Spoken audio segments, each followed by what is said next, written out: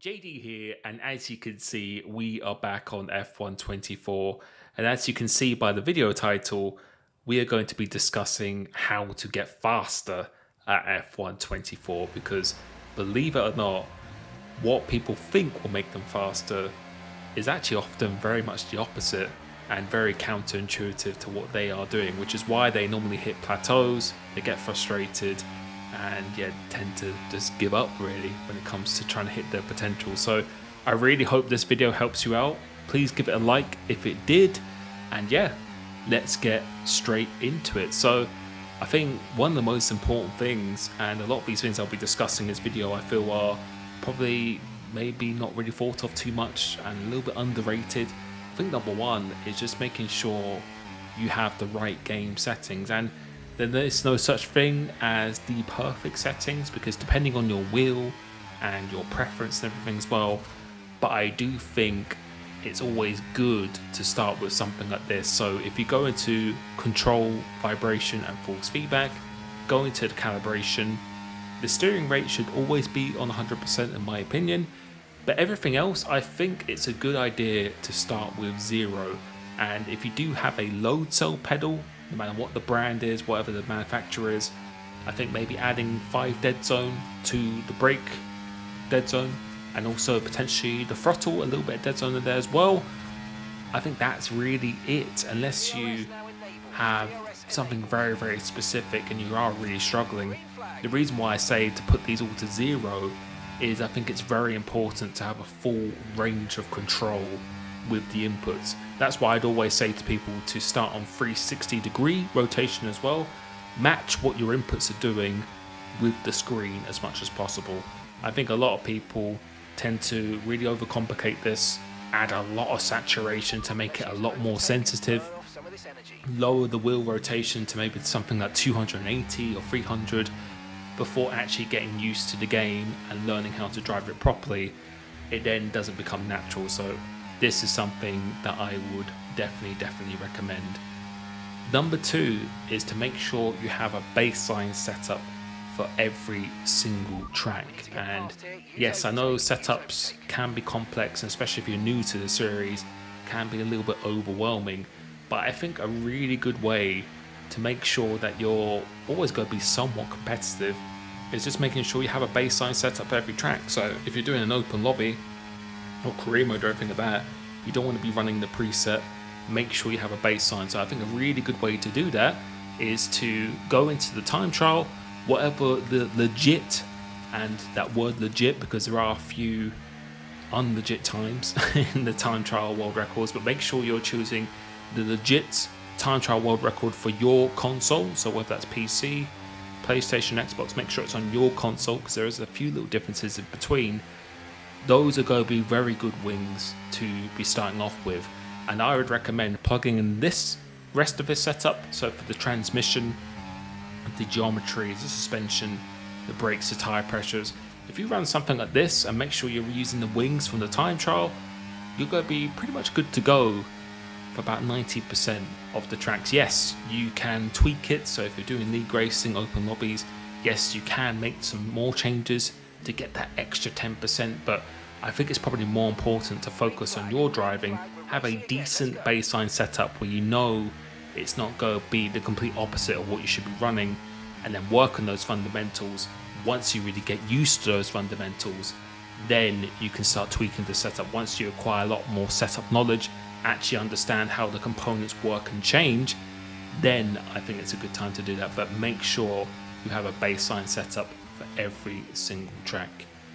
Number 3 is to understand how to trail brake, and I'll be creating an entire video on this, but in short, you really want to imagine whatever your pedal inputs are doing is that it's connected to the steering wheel. So whatever the steering wheel is doing, the pedals are doing. One doesn't really move without the other. So for trail braking, the more you turn in, the more you're going to release that brake down to that lower pressure. And the speed that you're releasing it down to that lower pressure, that's what's going to generate the momentum, that's going to generate the rotation, and ultimately it's the most important input. So once you actually master this, you'll be finding so much more time The car will feel so much more stable because now you have so much more momentum.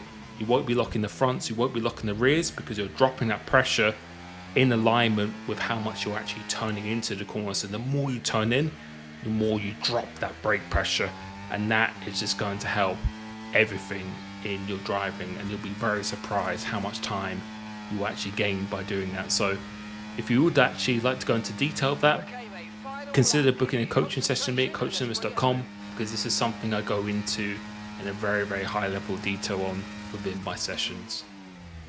Number 4 is to learn how to change ERS comfortably and actually understand how it works. So having that raw pace is obviously very important, but being able to use the ERS correctly will put you at a massive tactical advantage compared to your competition. I think you'll be very surprised at how many people I've encountered who are not even using the ERS manually, they're using it on auto, and I can't stress how much time you will be losing when you're doing that. But yes, although saving is quite easy in this game, you can still miscalculate, and it will cost you massively when you are in a very, very tight battle with people online. So make sure you set a button where you can change modes very easily. For me, it's just a D-pad on the wheel where I'm just switching left to right. Always keep track of not just your battery, but also very importantly that deployment bar that resets every single lap, because that's something that typically runs out almost faster than the battery itself. I tend to drop the ERS to medium or none if I am very low whilst going into the corners, and then engage hot lap and the overtake button when I'm under pressure, need to catch the car ahead of me, need to defend from behind, or simply just need that extra speed. There is no perfect science to this, but you always want to have battery at your disposal when needed. Number 5 is actually racing IQ, and I know this might sound like a bit of a strange one, but I think for me, and this is probably one of my strengths in my driving throughout playing the game for over 10 years now at a high competitive level in league racing, I think it's very important to try and anticipate what your competition will do, and even as far to say as the AI when it comes to career mode. So what I mean by that is trying to understand how much battery they have, where your competition is stronger and weaker. This can only be developed through experience in even open lobbies or league racing, but once you gain this and have more time under your belt, you'll actually understand where it is better to overtake, how to read races better at certain tracks, certain corners. So e.g. if you're in a DRS train and you're the third or fourth man in that DRS train, you want to be planning your overtakes lap by lap. Try and envision where you want to be 1 or 2 laps from now, what position you want to be in. If you're just looking in the moment all the time and just throwing everything into that moment, then you're going to be probably leaving yourself very vulnerable in the laps prior to that or the laps after that. So just try to really kind of predict what the drivers are going to do in front of you. Try and anticipate where their battery level is, you know, if they've got worse tyres than you, where they're stronger, where they're weaker. So for me, when I'm racing people online, I try to envision myself, where do I want to be on this last lap in order to try and win the race? Will they have DRS? How powerful it is at a track? Will the dirty air be enough? Which actually is very, very powerful. So where would you make these overtakes as well? What part of the track do you want to do it on? So with that experience, do those open lobbies and league racing, you'll be able to make much, much better decisions of when those right moments will be. And I think actually sometimes having a better racing IQ, i.e. being more intelligent than the other drivers, despite them potentially being even faster than you, that's something that has won me a lot of races. Number 6, and I think this is something that hasn't really been discussed that much, but I think braking, downshifting and turning at the same time as much as possible. And you've probably been seeing that if you watch any of the points I've been discussing here, you will see it all throughout this video that you see on the screen now. I think learning to be efficient with your inputs is one of the most underrated things, because I've seen so many people who I've had a coaching session with who do the braking, downshifting, and then turning in. So they're doing it in 3 parts instead of 1. And because it's really hard to try and just merge it all into one movement. But that's what I think you really do need to be doing as much as possible, because you'll be able to carry so much more momentum whilst doing so much less on the input. So this makes the turning, braking and carrying momentum so much easier, and this is just going to give you so much lap time. So instead of trying to do it in 3 different stages, trying to do it all together. And this really ties in with the trail braking as well. So the more you're turning in, the more you're releasing the brake, and as you're releasing the brake, you want to be going down those gears quite quickly at first, but the gear you'll then be using going through into that corner, you want to be saving that until you almost hit the apex. So go down through those first 3 gears really quickly, but then as you get into the corner, save that gear for the last possible moment. So doing it all together gives you so much more momentum, more rotation, more stability, less chance of locking up. It just makes all of your inputs so much better and easier when you're doing that. Number 7, which I definitely haven't seen anyone else discuss before, but something I really advocate myself, is drifting in from the opposite side. And I know this probably sounds very weird, me saying this, and you're probably wondering what this is. Say if you're going into, Austria turn 1, it's a right-hander. If you were hugging the left-hand side, so you're all the way up against the white line as you're going into the corner, it's going to make it much easier to change direction. Turning into that right-hander, you're going to have to put more force, more steering lock. It makes the shift of momentum much more difficult. Whereas if you actually drift in from the opposite side, so come in from the right-hand side and then try and get to your braking point and turning point at the very last moment with the front left-hand side of your car, so coming in almost driving in diagonally, doesn't have to be extreme, but just doing it very subtly, you'll be amazed how much more rotation you will get, how much more momentum you can carry. You don't have to turn in as much. It's basically like if you were in the gym doing a bench press, if anyone's done this, if you pause the bar on your chest, it makes it so much harder to push it in the opposite direction to really get that momentum going. Whereas if you do a touch and go, or if you just bounce it off your chest, because it's coming in from the opposite direction, you'll be amazed how much more weight you can do and how much easier it is to shift that momentum. And don't get me wrong, I know F124 is not a sim like iRacing by any means a stretch, but if you do this for every corner, this is something you'll notice in my videos, and you'll notice this through every single esports driver. You'll notice that they are drifting in. Sometimes it can be extreme, but most of the time it's just very subtly. They're leaving it to the last possible moment to get to that track edge.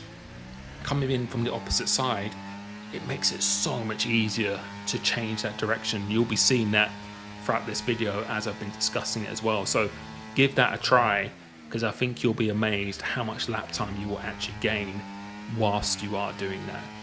And I think number 8 is a little bit cliche and something I've said many times before, but I think just time and patience. This is a really big one. When you're applying all of the above, effectively just learning a new muscle memory, it takes time. It's not going to take a day, week, months. Sometimes it can even take years. It definitely did for me. So I would say you don't want to be practicing this for hours and hours straight, even if you have all the time in the world at your disposal. I think just doing 30-40 minute bursts at a time. So if you're doing open lobbies, obviously if you're doing league racing, something that's a little bit different, but if you're practicing like a track in the time trial, anything like that, 30 to 40 minutes, and then just take a break, even if it's 5-10 minutes or just a few hours, or maybe even the next day. I think again, using the gym analogy, you wouldn't want to train the same muscle for hours and hours every day and expect results and gains. So I would say what's worked best for me, something you don't have to do, everyone does work a little bit differently, but I recommend 30 to 40 minute bursts. Take a break for a while in between them, come back later and do it again. It's the quality rather than the quantity. You'll actually find allowing more breaks and time in between makes it much easier to refresh your muscle memory, as more isn't always better. Because if you stick at something for hours and hours and end, it's really hard to keep learning after a certain point and to actually get out of that driving pattern that you're currently stuck in. So that would definitely be my advice when you're learning everything I've mentioned in this video. But these are just some of my suggestions. I feel some of these are actually quite underrated and very important in the current game. I will be doing dedicated videos on a couple of these topics, especially the trail breaking, drifting in from the opposite side and doing everything all together at the same time. This is something I heavily discuss in my one-to-one coaching. So if you visit www.coachlimits.com, you will be able to book a one-to-one session with me, and we will be going through this in quite a high level of detail. I really hope these have helped. Comment down below what has helped you the most or what you'd like to see more of, and I will catch you very, very soon. Peace.